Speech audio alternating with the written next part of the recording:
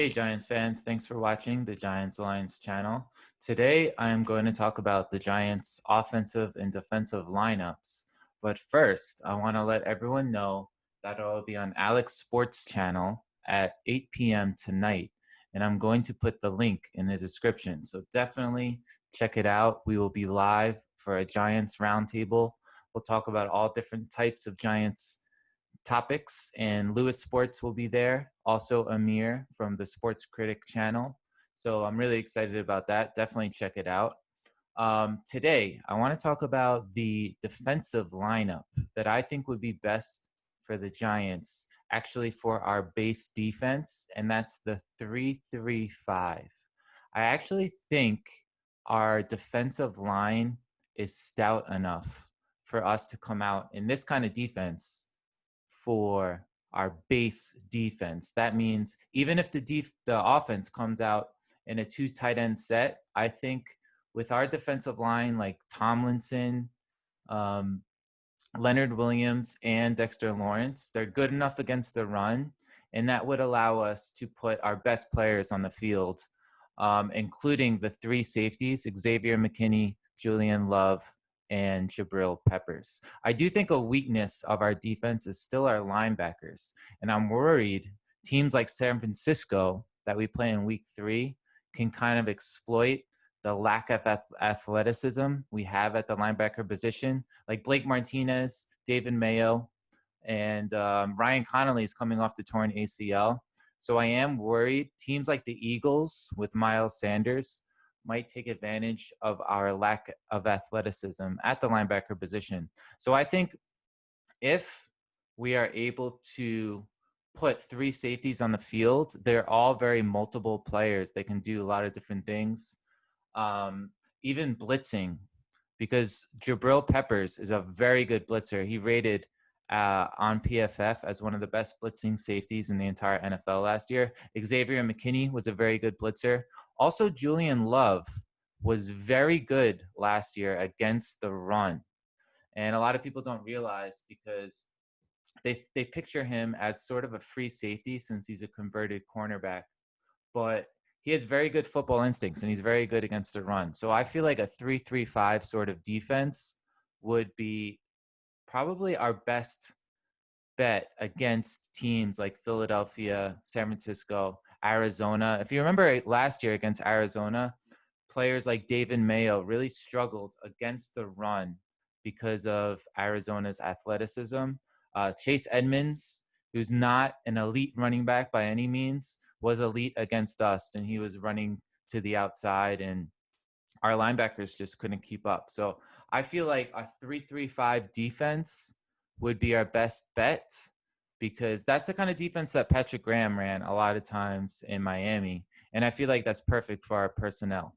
So obviously the three linemen are going to be Tomlinson, Lawrence, and Leonard Williams. Three linebackers in that alignment. I'm picturing Blake Martinez in the middle. He's very good against the run when the run is right up the middle, and he's a very stout player. So I would definitely want to keep him out there as much as possible. The other two linebackers who are very versatile, I'm picturing Kyler Fackrell on one side and Lorenzo Carter on the other.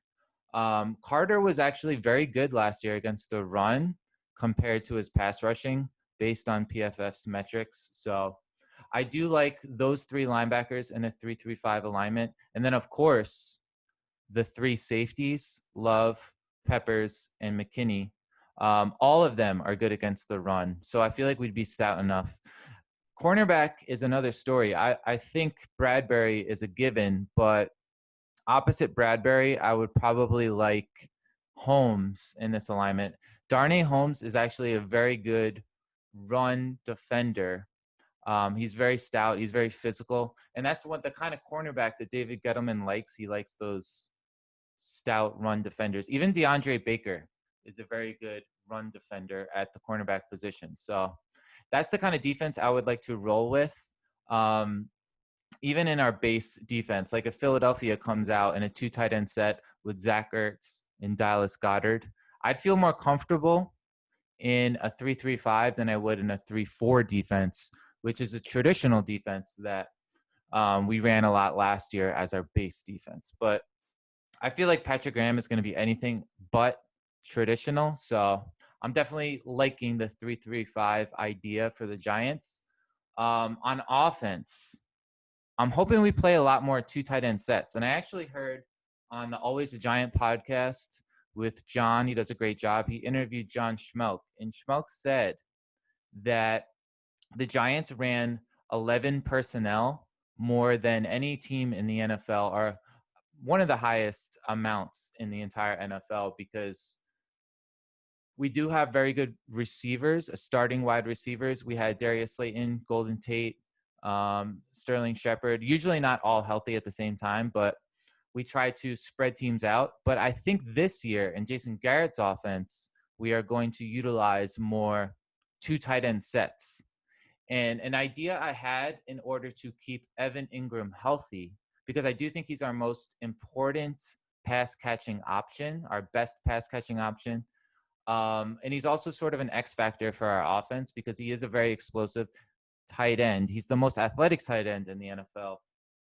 I think in an effort to keep him healthy, the Giants can try to, not have him on the field on every snap. And that sounds a little bit like a far-fetched idea because he is such a good player. If he's healthy, you figure you just put him out there. He's a young guy.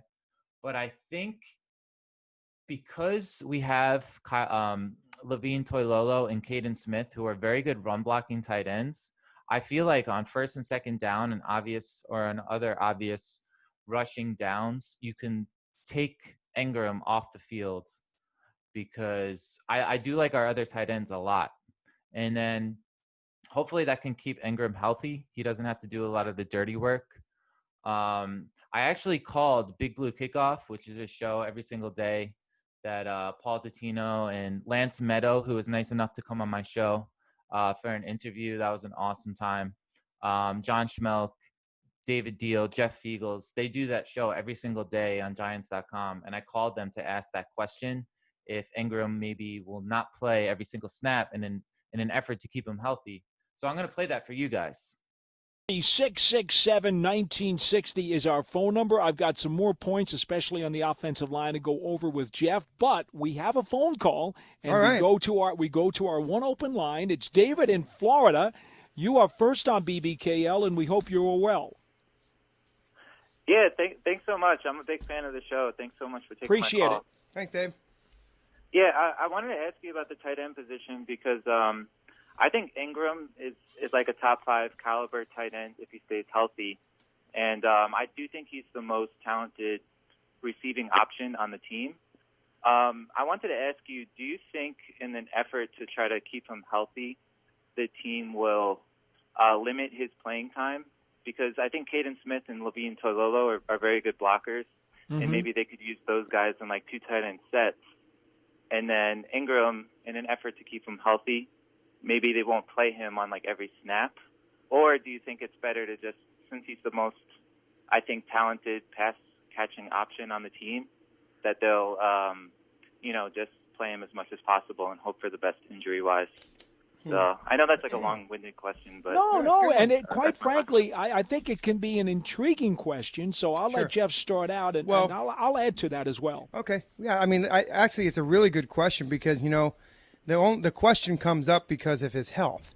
If we weren't talking about his health, this wouldn't be a question because the guy's he was drafted in 2017, not 2007. He's a young guy. So in my opinion, if you're healthy, I'm playing you. Until you tell me that you can't play anymore.